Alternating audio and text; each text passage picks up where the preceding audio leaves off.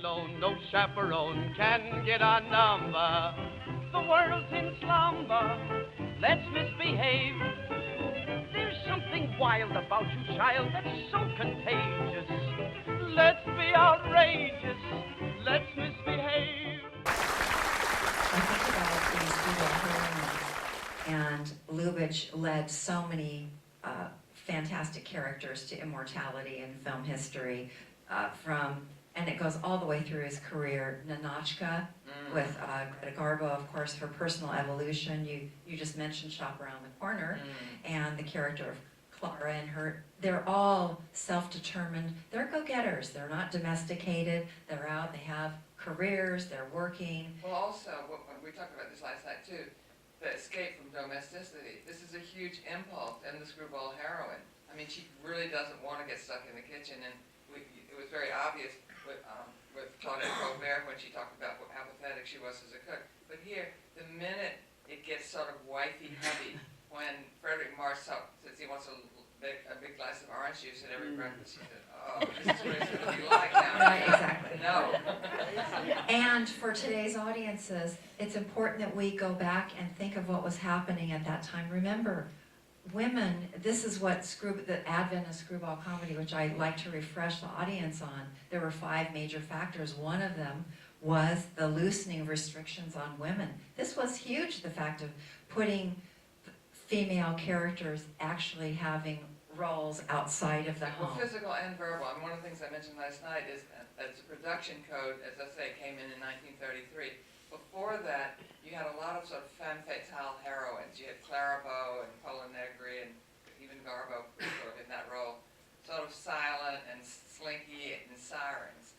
And this was also just the beginning of sound, so they were much closer to silent cinema. All of a sudden now you have both the Hayes office and the huge importance of dialogue. So you have these women that are incredibly verbal and not silent, sort of silent siren types, and physical. So it's just, they're boisterous and they do sort of unfeminine things, and that's sort of, even if they're not actually having a job, as we like to think of as being the sort of, first line for any kind of modern woman or feminist, that the physicality and the I mean, the way she talks in that opening scene, the French, I mean, rattle off the French. She's very confident. She is. She just steps right in, and she's the engineer of that whole scene, and she just sets the tempo, and she decides when it should go in another direction, and yet she does it not in a sort of bullying way, not in an aggressive way. She does it in this incredibly sexy, charming way. I think this is maybe my favorite of all her roles. Well, we'll be seeing her later in the season in the series with our final film will be Trouble in Paradise. Oh, yeah. So, and of course, there's another great Lubitsch female character, Kay Francis, playing Madame Colette. She's a cosmetics executive, and so... And interesting, I think, in this, that is one of her most charming roles, I think, because she's always playing, she's a tall, sort of majestic woman, beauty, but tall and majestic, so she can't play anything sort of coy, and she's often a little, almost too sort of bossy, and I mean, she's most often not the sort of second banana, not the absolute star, but here, I think she is, again, she's sort of an executive, enriched an executive, and she reigns over her domain, but at the same time, you yearn for her in a way that I don't remember in many of her other roles. I think there's something so appealing and vulnerable yes, about her here. And Miriam Hopkins is a sort of toughie. Of course. Yeah. And we have To Be or Not to Be. We have the great Carol Lombard playing Maria Tura, who is an accomplished, I mean, she is of the team of the husband and wife. She's kind of carrying the load there in terms of the acting and everything. And once again, she's driving the plot. And this is why audiences stood up and took notice of these very unusual, unconventional women, unconventional plots, characterizations, and that it was quite something special. But again, so much was implied, nothing overt, everything very discreet, clever double entendres.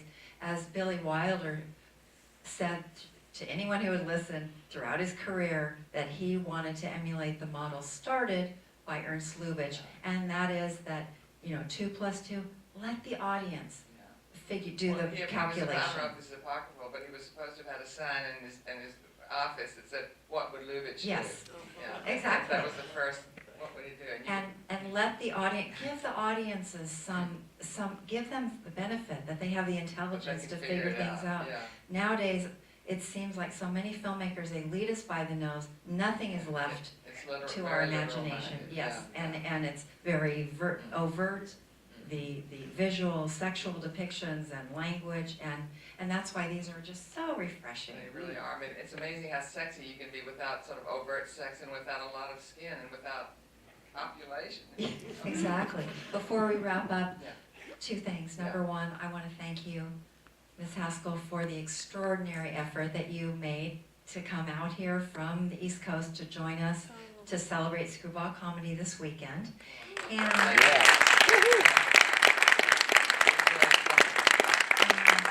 finally, I would like to talk to you about something about one of your books, and that is Gone with the Wind, Revisited.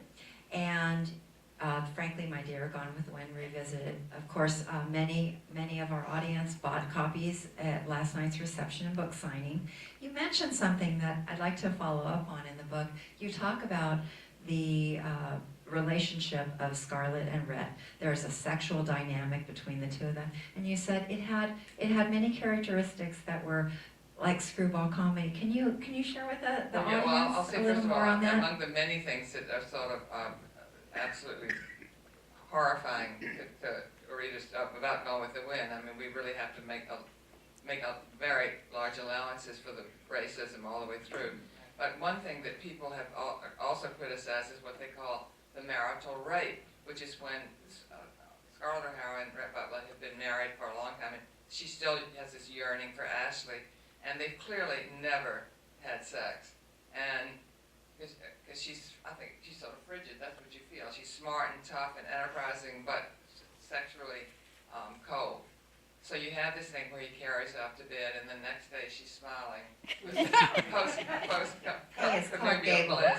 But Who wouldn't be smiling, man or a woman? My feeling about everything, particularly Gone with the Wind, is first of all, you have to look at it in the context of its time, and in the context of this particular relationship and what it's trying to say, and a different set of mores. And Leslie Fiedler said about Gone with the Wind and other things, that he was a big sort of defender of popular culture against the elitists. And he said, what I interpret as saying that you can sort of hate something and love it at the same time. I mean, you can really dislike Gone with the Wind for all the prejudices that it shows.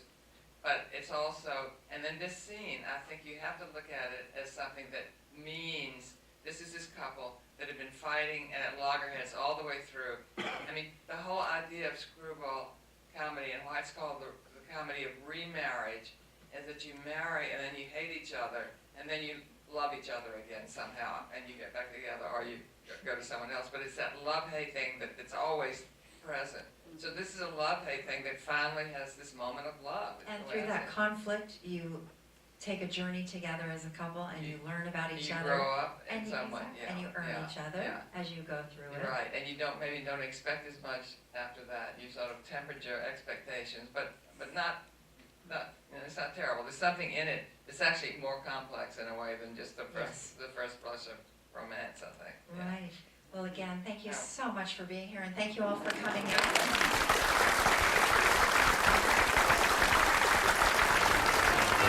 We're all alone, no chaperone can get our number.